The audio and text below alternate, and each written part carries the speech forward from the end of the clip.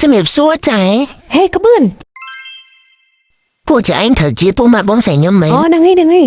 ហេខ្ចីលបមកអញហើយស្អាតដល់កមកចុះក្នុងសមមិនឡាបាទអរគុណចៃអរគុណ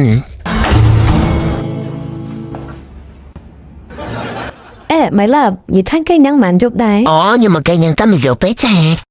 មិនតែក្រែងចិត្តអីនៅ4-5យប់ក៏បានដែរចាថាអីអូយចាខ្ញុំមិនហ៊ានទេ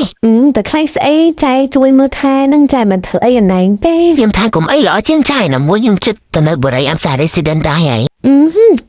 កន្លែងគេនោះមិនដែរឲ្យចា2នាក់សុំតនៅដែរបានទេកន្លែងគេនឹងធំទលាស្អាតហើយស្រួលនៅទៀតចានិយាយចឹងឲ្យចាសុំ Facebook មើលមកនឹងឲ្យចាមើលដែរមកទៅគ្រាន់ពេលណាទេចាដឹកភ្លើងអីចាសុំតនៅនំមួយយប់2យប់អីចឹងណាចាអត់អីទេមានអីតែទុំតបងស្រីខ្ញុំក៏បានដែរចា